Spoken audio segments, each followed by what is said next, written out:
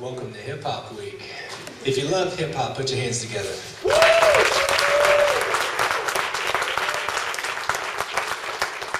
Now, let's have another round of applause for Val and everyone at Damietta who put this event together. They worked really hard.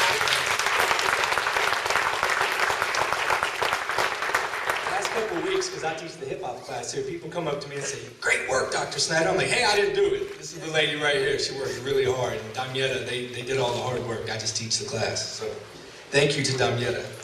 Now, in my opinion, it would be a bad look to start off Hip Hop Week and not acknowledge what today is. Right? See, I know I got a hip hop crowd right now, I can tell. It would be in bad taste to not talk about the fact that March 9th, 1997 was the day we lost the notorious B.I.G., Christopher Wallace, much too young, 24 years old.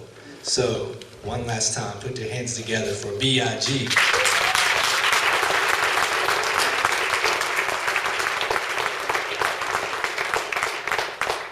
Biggie Smalls is the illest. Alright, now to get serious. It is a great honor for me to be to introduce our keynote speaker tonight, a founding father of hip-hop culture. There's no disputing the fact that if there was a hip-hop Mount Rushmore, this man right here would be right in the middle of it. He would be there with Africa Bambaataa, DJ Kool Herc, and a couple others. It would not be hyperbole to say he's the greatest DJ of all time. Techniques such as scratching, punch phasing, backspin technique, they all come from this man right here. So, when I sat down to write my introduction for tonight, I got a little bit of writer's block, unlike my students. I started thinking, how do you introduce an icon? How do you introduce a legend? How do you introduce someone who's a founding father or the most visible and powerful subculture to come along in your lifetime? Do you tell everyone about the Vanguard Award? Do you tell them about the BET Hip Hop Icon Award? Do you tell them about the Lifetime Achievement Award from the RIAA, VH1 Hip Hop Honors? Do you talk about the fact that in 2007, he became the first DJ ever inducted into the Rock and Roll Hall of Fame? Now, I can talk about all that stuff all day, but you know what I want to talk about? The time Grandmaster Flash got me grounded. So, yeah, you got Dr. Snyder in trouble. So I'm going to take you back to 1989, okay? I'm 8 years old. I'm riding around with my older cousin. And we used to blast music and ride around our little mountain town. I grew up in West Virginia. Those of you who know the accent, you know, I'm not from New York. Hip-hop is powerful. It even found its way to West Virginia. But we'd ride around in the car and we'd blast music. And my cousin was a big hip-hop head. And that's kind of how I got into it, too. But one day, I'll never forget, we were riding around in her little crappy two-door Escort. And we were listening to this song, and Blondie's Rapture morphed into Queen's Another One Bites the Dust. And I was like, what happened? Back in those days, it was a tape deck. It wasn't a CD player. I thought the tape screwed up or something, like it skipped ahead, or you know, the tape deck was eating the tape. And I said, what is that? And my cousin said, that's Grandmaster Flash from the Wheels of Steel. I said, what's he doing? The music was stopping and starting. She said, he's scratching the record, he's a DJ. And for a kid who lived in West Virginia, I'd never seen anyone scratch a record on purpose before, and I never heard it sound so beautiful. So, I have to be honest, I know this sounds corny, I know this sounds like over melodramatic, and it kind of is, I'm that kind of person. But man, I was different from that day forward, I think. No words, just music, just a vibe, and it spoke to me. In fact, it spoke to me to the point to where when I got home from this little car trip, you know what I did, right? I went to my mom's record player. And I got out the first record I could find. She was in the kitchen making supper, and I didn't think she was paying attention. I put the record on, it was that Kenny Rogers joint, Dolly Parton, you know, the islands in the stream. Let me tell you, this is off the script. When Praz and ODB and Maya did Gato Superstar, I had flashbacks of the beating I got for what I done. So I put on Kenny and Dolly, and my mom's hearing the record. She's thinking, oh, I'm 8 years old at the time. My mom's thinking, oh, my son's playing Kenny Rogers. You know, little Appalachian stay-at-home mom. Islands in the stream, that is what. She was not a fan of my technique. She came in and beat me silly. So I talked to my mom on the phone last night, and I told her I was going to introduce our keynote speaker. And you know what she said to me? She said, "It's good that you finally met up face to face with this man. You tell him he owes me a Kenny Rogers record." Now look, y'all didn't come to hear me speak tonight, am I right about that? Let's talk about the one and only Grandmaster Flash. Put your hands together.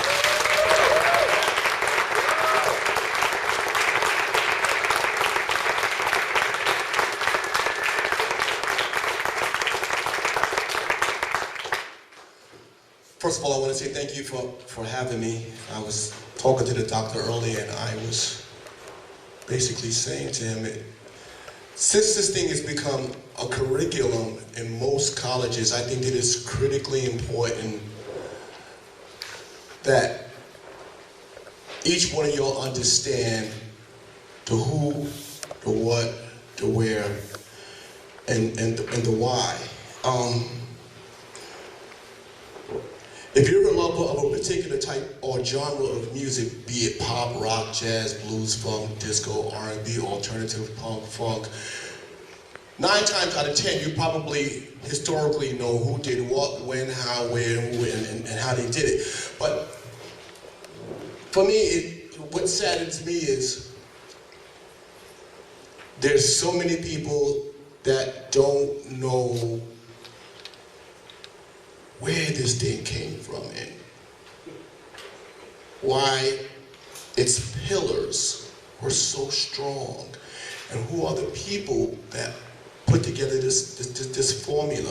I think it is critically important. So this year, you know, you guys are the first college that I'm speaking to, but I just want to say thank you for all you hip-hop lovers out there, because, you know, whether it be machine, music, science, or whatever, a lot of times people like myself, we come up with something against the norm, and then we say to the public, "Hey world, here it is." And a lot of times it's no.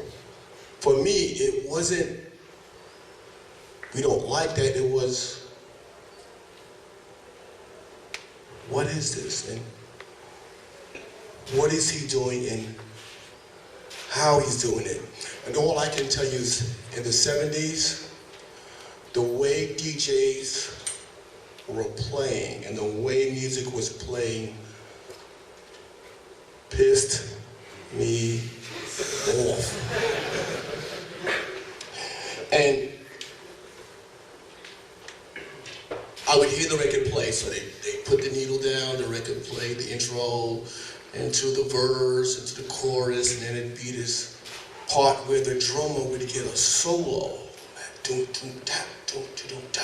But that part would be like 10 seconds, and then when they go back into the full orchestration and the whackness, I'm like, why is it that this particular part is so short?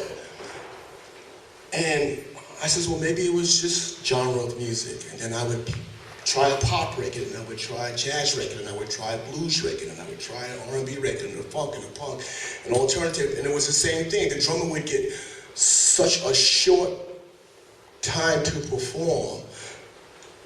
So from that point on, I went to go see the DJs that were playing at the time. And I said to myself,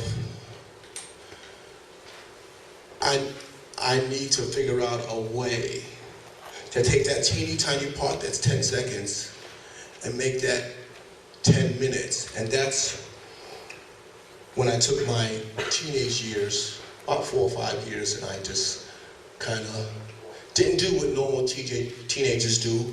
You know, you're 17 to 18, you think you're grown, now you want to smoke a cigarette, you know, you want to go hang out with the girls, and this and that and that, you know, and those years, dear,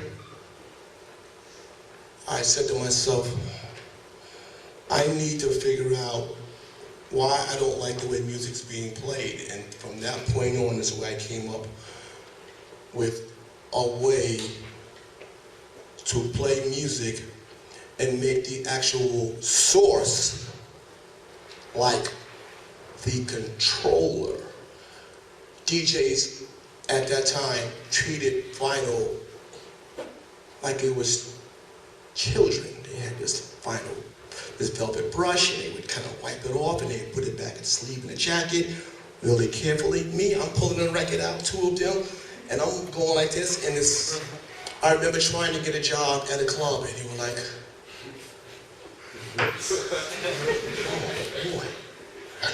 oh, boy. Flash, man, if I let you on for a few minutes, man, I'm gonna get fired, man. They're saying you ruined the records and you putting your fingertips all over it. And it wasn't until the mid-70s, a guy by the name of Reggie Wells, from this club called 371, he let me get on. And I tell you, I was like, y'all shouldn't have done that. You know? And from that point on, that became the way. So all the DJs that were playing the way that they were playing had to totally retool. I got ridiculed, hated, disrespected, challenged, but never in my wildest dreams did I think that this would become the way for DJs to play, for producers to sample, to go into the studio, to create these music beds so that the rapper can tell his story. So, all I can say is, I was in the moment of frustration, and when I finally came up with this system, it's 40 plus years later now, and every place that I go, and I'm blessed to go to almost every free country in the world to this day, and every place that I walk into where they're playing music and I watch the DJ go like that, I can almost shed a tear, because in my teens, when I came up with it and nobody would dance to it because they were so busy trying to push past the ropes and ask how is he doing it, and why is the record going counterclockwise, and why is he moving the record in a backward and forward motion, why is he doing that? Because the thing was, I took the drummer from a pop record, from a jazz record, from a funk record, to a blues record, to an R&B record, to a punk record, to a funk record, to a Caribbean record, and I just connected one behind another to the beat. And I said to myself, I'm gonna get the part rocking with all this drum beats playing simultaneously connected to the beat. I'm gonna get the crowd crazy. They were quiet, just like this. Tell you, scared the life out of me. I went home and I cried. And I looked at my calculations and I was asking myself, why is it that the people are not dancing? It's because they were just wondering how I did it. So with that being the building blocks of laying the bed so that rappers can tell their story, that's why I'm here. And I want to say, thank you for coming out tonight. Ask me questions. Let's go.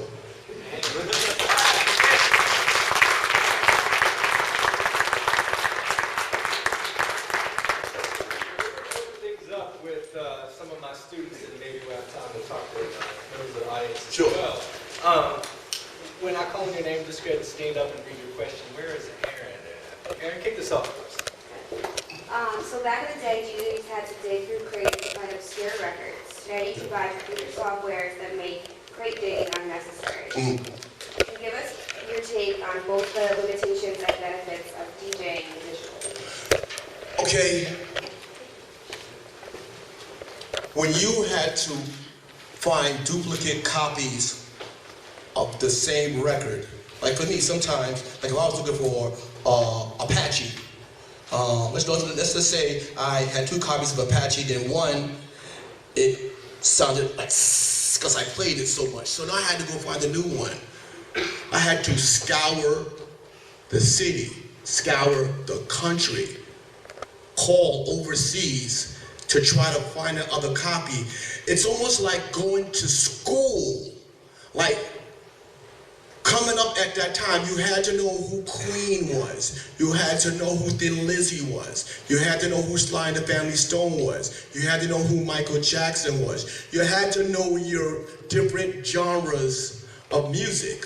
So, in finding that break was like a professor teaching you what you need to know before you graduate. So for us to have to go through record stores and digging, I went through Salvation Armies trying to find, going in the back, asking them, do they have any records in the back, and just going through trying to find that second copy. So it's almost like going to school. Now, in my opinion, I think it's too easy. It's almost like the professor teaching you 5 courses, but you skip 5 in 1, and then you graduate, and then you run up to a situation where somebody says so 5 in 1.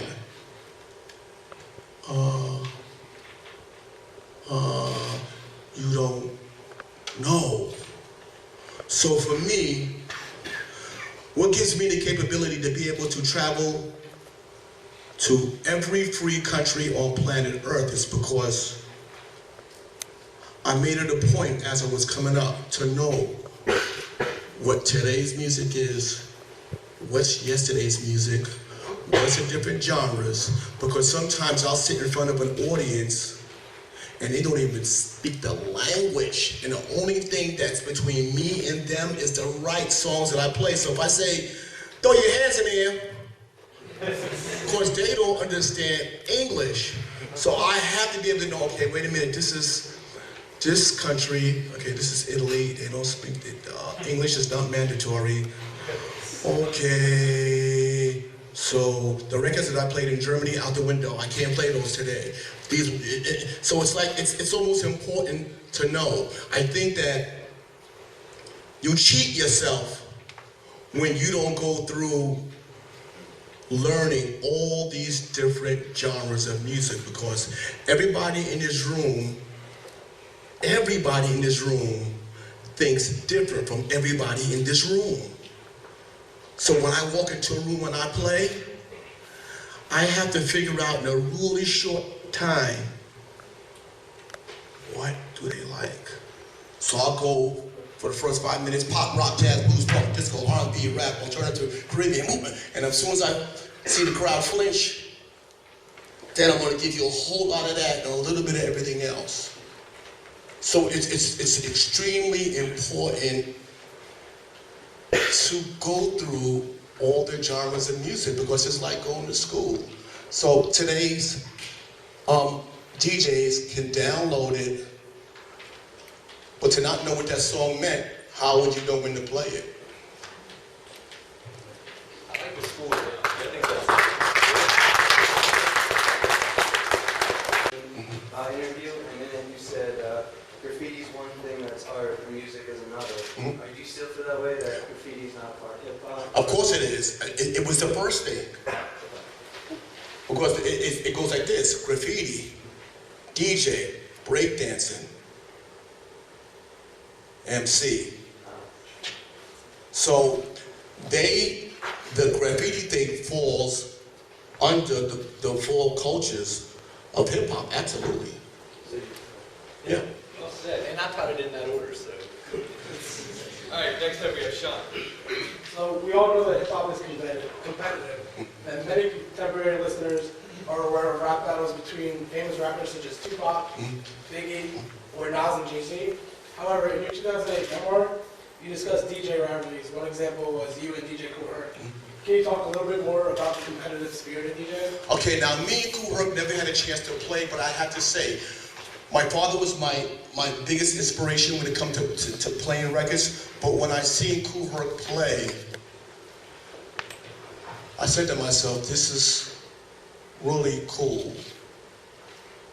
I'd like to do something like this. He was one of the DJs that I did admire. So hip-hop on a whole is competitive, but at the same time, my biggest competition has and always will be you. I'm blessed to go to every country, like I said, and every night is a challenge of the people. I have major respect for Africa Bambaataa and Kuhurka because it's the triangle, it's the three of us, that makes the pillars what it is. You may have guessed.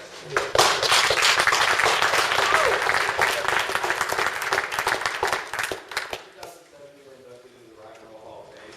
How does it feel to be the first hip-hop DJ to obtain that honor? And do you ever think there'll be a hip-hop Hall of Fame? I hope there would be. I mean, as big as this culture is, it should be a hip-hop Hall of Fame. But I will say, it was really weird how we got inducted into the Rock and Roll Hall of Fame. So it was, let's say 2005. There was this thing buzzing in the industry. You guys will be inducted into Rock and Roll Hall of Fame. He's like, yay! No. 2006. For sure. The buzz is big now. You guys are going to be inducted into Rock and Roll Hall of Fame. We was like, yeah, we going in, yeah. 2007. Somebody got my phone number to my private back phone, the number that nobody has. And this was a Sunday. And he called me up and he says his name and he says, tomorrow you will be on every news channel around the world, CNN, this and that. You're being inducted into Rock and Roll Hall of Fame on Mondays. So I'm looking on my phone, I'm like, who is this idiot on my phone? Let me get my number. And he's saying, the board voted you in. We know you don't believe it by, your tone in your voice. And I'm like, yeah, okay, thank you very much. And I gotta tell you, from 5:30 in the morning till noon, my phone was ringing. Turn on CNN, turn on this, turn on that, turn on this, turn on that, turn. Whoa. And I looked at that as an honor for hip hop, because in my set, I play rock, and I play all these different genres of music, but I looked at the Rock and Roll Hall of Fame as this place that probably was like, we ain't effing with them guys. we ain't gonna do them guys right there. So, in my thinking, I said, I was probably one of the few corporations that would not, because we had been, VH1, ASCAP, like all of them had embraced us. But that one company, I don't think so.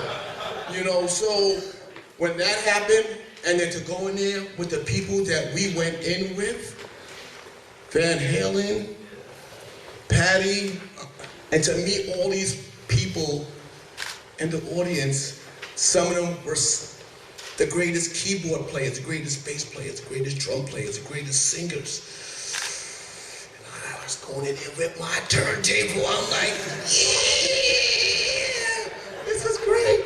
So to be in company with all these powerful people that I grew up with, I gotta tell you, that was like the ultimate honor. And it was just a one major musical corporation that I thought would just pass us up. So for them to take us in, I gotta tell you, that took us to a whole other level. Now, tell them, just in case they don't know, who inducted you guys? Now this was the kicker, because they were scrambling trying to find a few people, and they said this person, that person, Jay-Z, this, that. I'm like, okay, yeah, Jay-Z ain't coming. And he ain't coming, he's got too much stuff to be doing. So I see this fair-skinned guy in the corner holding this black. Hey, Jay-Z, what's up? He said, come on, man. I'm getting ready to induct you in. I'm like, yeah, this is a good look. You know, so he's sitting there looking at this BlackBerry because he's studying his words. I'm like, he's going to really do this.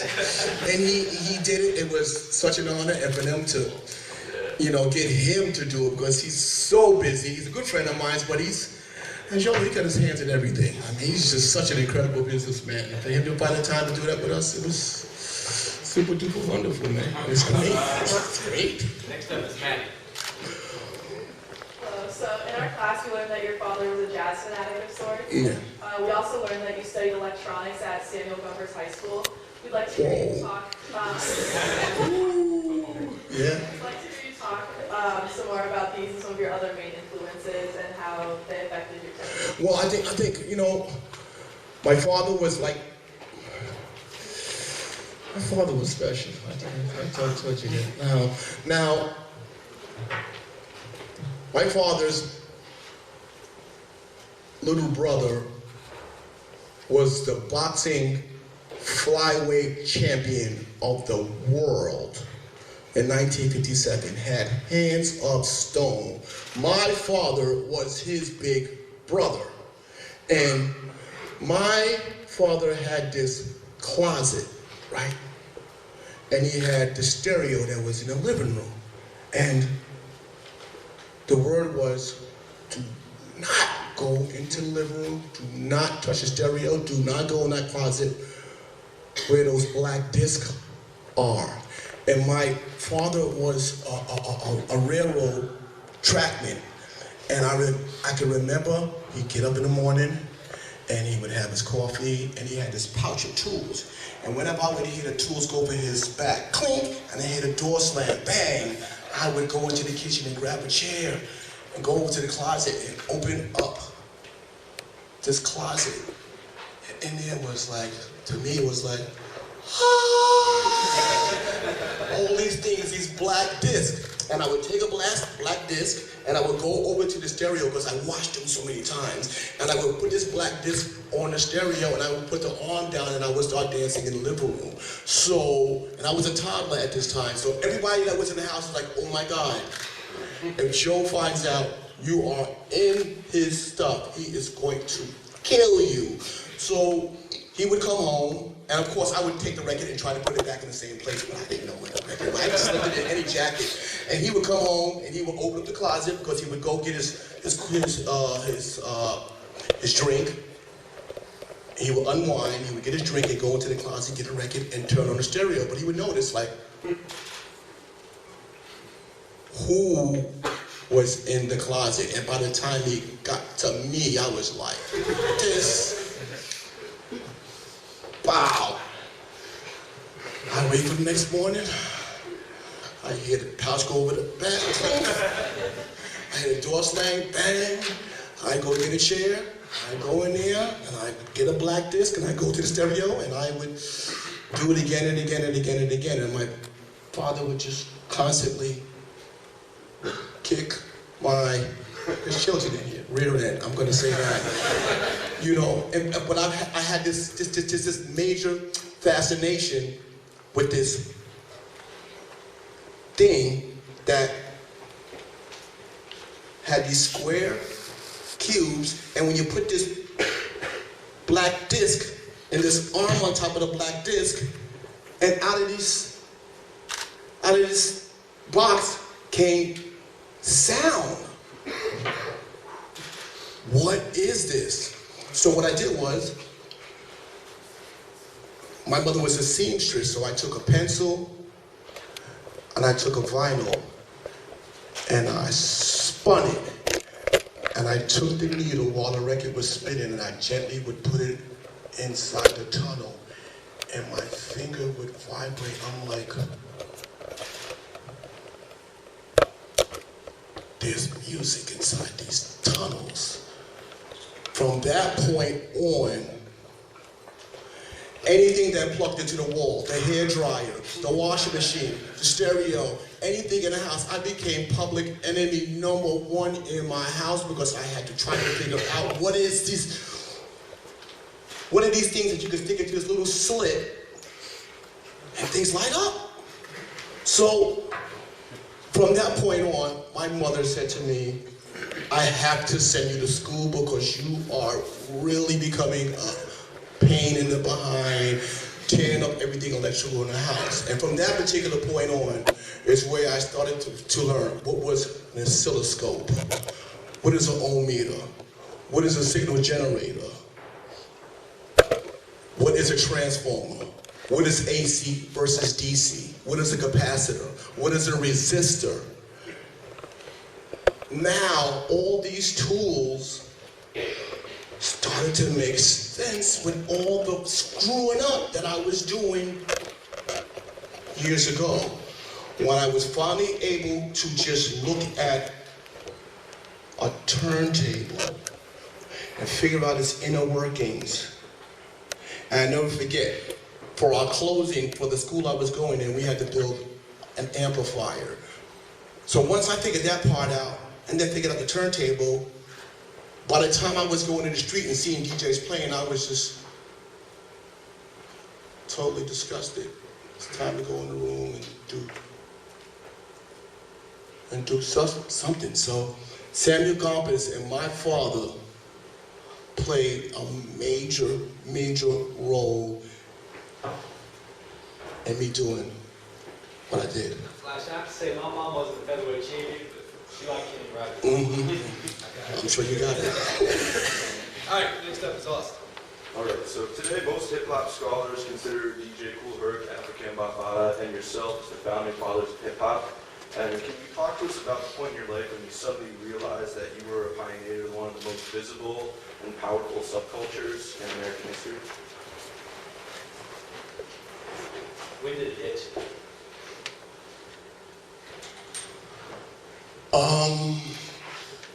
I think for me, because of the way that we grew up, I'm really a very modest person, God-fearing. I don't think I ever really accepted that yet. You know, it's just that I created something that the world is doing, and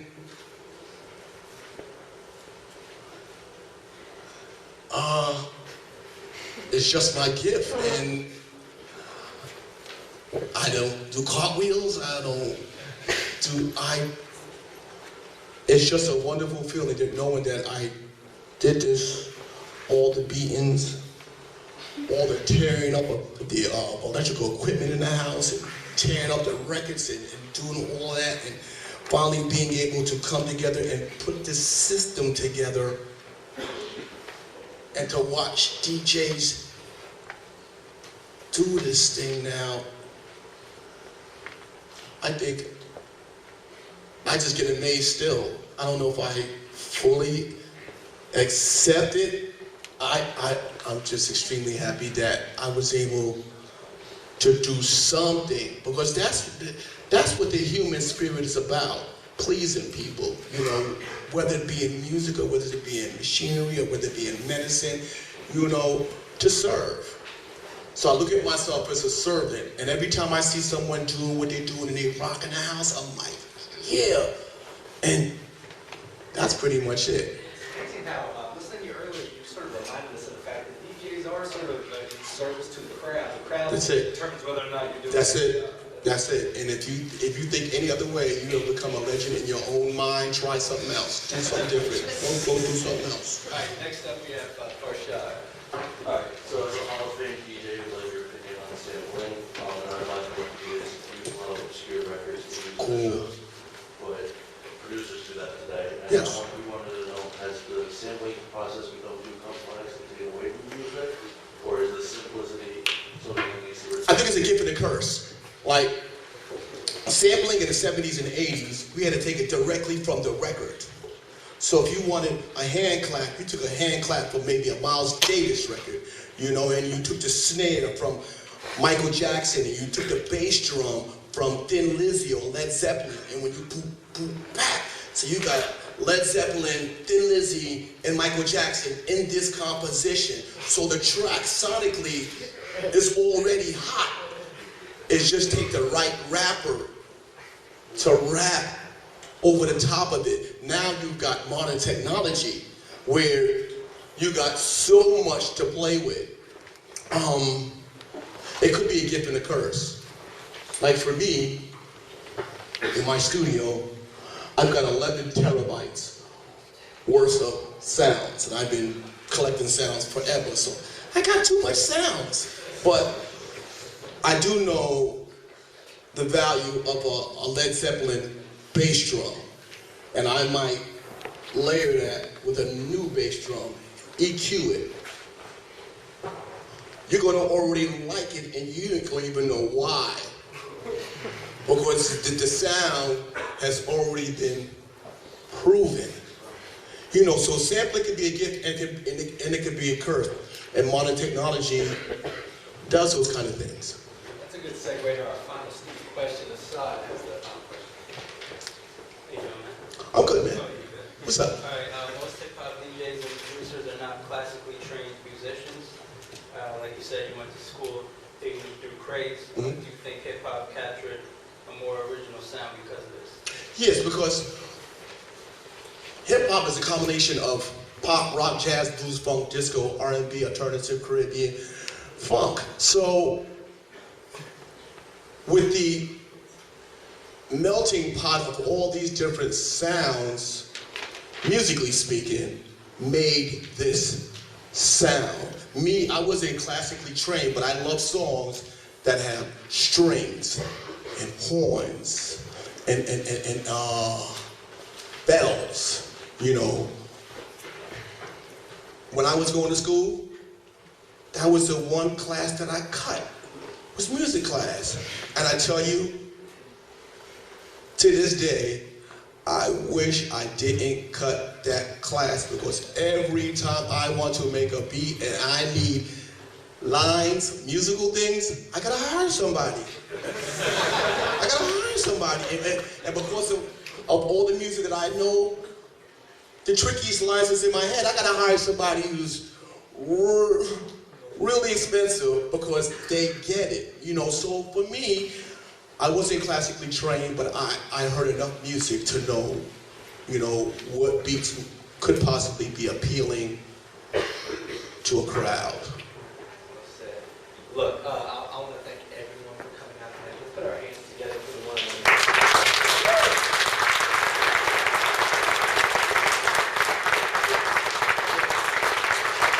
Okay, so we're gonna do that. Now, there were some questions that came from the pages. Ask me some questions, a few. I got a long ride back to New York. I'll help you.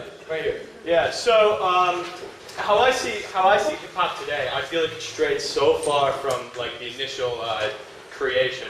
What do you think of hip hop today and hip hop artists like Nicki Minaj and all of them? Let me tell you what makes her a genius. It's because she will talk about the stuff that's in the gutter, but she will also talk about the woman, the proud woman that she is. She will also talk about life, love, pain, and this is probably why she will be a leader when it comes to the female rappers for a very long time. You know, as far as the music's concerned, electronic music is not like, it's not a bass guitar, it's sine waves now. Everything is waves now, so the sound has become different. But it really depends on how you take those sonic sound waves and make them work. So it could be a gift or a curse. And they are those producers, man, that do it like quite well.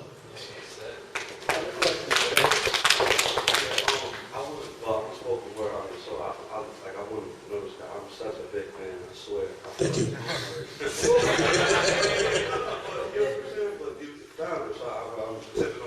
Thank you so much. I appreciate that.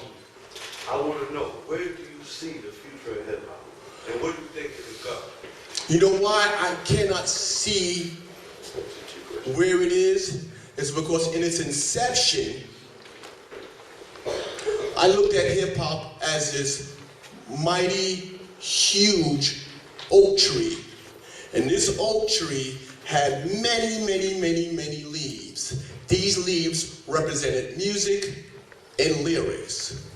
And where the other genres of music sort of follow a procedure or a curriculum, hip hop, you can almost do anything.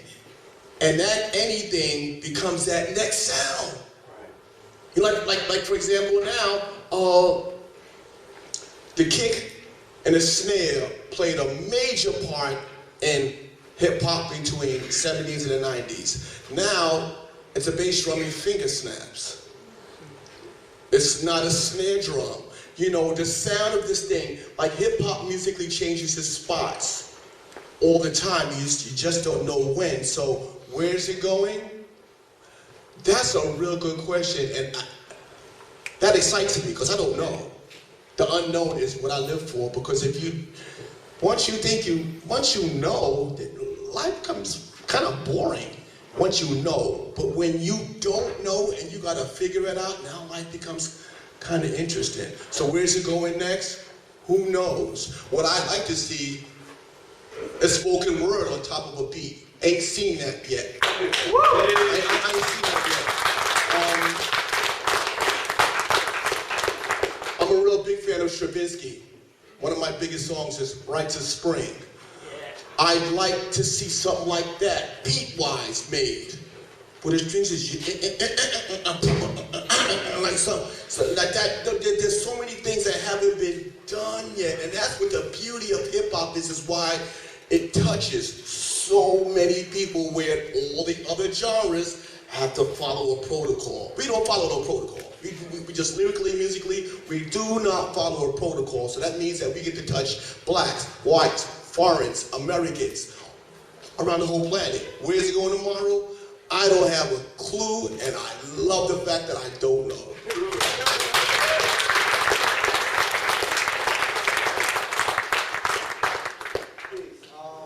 I have a question. I grew up in the 80s, so every time I go back listening to hip-hop in the 80s, I hear a lot of consciousness.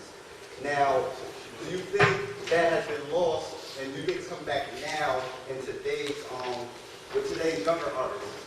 Okay, this is what you guys have to realize. I said a little while ago that hip-hop changes its spots. It changes its hue, it changes its saturation, it changes lyrically, musically, it changes.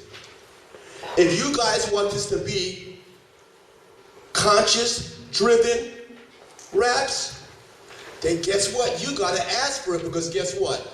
We do not live. I won't be able to pay my bills, I won't be able to do nothing if you guys ain't buying into me. So, the way that I see it, if there isn't enough of this, or if there isn't enough of that, it's because this is the way you guys are asking for it. But it's really you guys that have the power. That's the way that it works. And when you think for 2 seconds that that's not the fact, then you are really hurting yourself. So if there's not enough conscious rap, there has to be more people that ask for it. And that's you the people. This hip hop thing is a people music. This is what makes it so powerful. It's a people music. So that's my answer. Question over here. How you doing, Flash? Yeah. I grew up with you in the Bronx. Watched you in Pope Park, Oh. St. James. Okay. I just want to ask, you got a lot of young people out here. I just want you to break it down to them. A couple of DJs, I'm going to give you a couple names I'm sure you heard of. DJ Good Time from Yonkers. Yes, I know. Benitez. I don't know. Jelly Bean Benitez? Oh, Benitez, of course. Jelly Bean. I call him Jelly Bean. I don't know Jelly Bean. I call him Jelly Bean. I know by his first name. Yeah. And you're a master of the beats, and he's a big mix master. Okay. He's the underground. It's still a beat. Still a beat. The beat is the beat. Different sound, right? Yep. Okay, so you got the underground, the house music, and then you got the hip hop. Which is pop, rock, jazz, blues, funk, disco, R&B, Caribbean funk, underground, commercial, the whole thing. The whole rap. Yeah. So I get everybody in the room. That's what I'm going for. Right with Tracy. Wild Style. Okay. Okay. New York City Breakers. So what's your question? Well, I'm just saying, as far as when you, in your music, and Goody, okay, Good Times, okay, it's the same as when you're playing, and Benitez is playing the house music, which is a little variation different, right? Okay, I said this earlier when I was eating dealing with you guys. To me, I hate charts. The funk chart, the R&B, the disco, the rock chart. It's just, when I was doing this thing, when I was coming up with this system, I didn't give a damn about that. It was just, hot music is just hot music. It could be 95 beats per minute, it could be 125. Hot tracks is just hot tracks. That's it. So that's it. I mean, that's what I do. I'll play that track that's 113 and Willis, man. It's all good. Okay. One question. Thank you. As someone who's seen DJing from basically the origins, then you can call you the creator of Thank you. DJ mixing. I'm seeing it from then to what it is now. Mm-hmm. What would you suggest to people who want to be a DJ? Like, what the value is of looking back, Mm-hmm. what your story is, and how to make a good mix of that to make yourself a better. This is what I did. Once I took the couple of years to come up with the system, I said to myself, I'm going to conquer my block. Then I'm going to conquer my neighborhood. Then I'm going to conquer the next borough. Then I'm going to conquer the next state. Then I said, now I'm going for the other countries. And this is where my learning of pop, rock, jazz, blues, funk, disco, R&B, all those things became needed. So for me, because at one given time, there was this thing, black music, white music, Latin music, disco music. Now, today, y'all don't want it like that. Music is a blur right now. It's a wonderful, incredible blur. So guess what? You gotta look at the blur and figure out, how can I please these people in the room? Because the whole world thinks of music as a blur. There is no longer this particular thing and that thing. And that's why I continue to do what I do. So at one given time, I'll hang out with Jazzy Jeff, right? And we'll chop it up. Well, what was you playing in that country? And then I'll hang out with Tiesto. And these are two different worlds, totally. Then I'll go watch Avicii. And I gotta tell you, what makes this thing so wonderful for me is that I do not know it all. There's always something new to learn. So for anybody that wants to get into this business, you have to read the blur. And the blur is what people are thinking musically. Once you read the blur, then you gotta make it yours. And once you make it yours, then you go after your block, then you go after your neighborhood, then you go after your borough, then you go after the state. Think big. Because it's wonderful to be able, like for me, it's wonderful to be able to please people around the world doing what I love. And that's because I'm still reading the blur. Very important. Let's give him a hand, guys.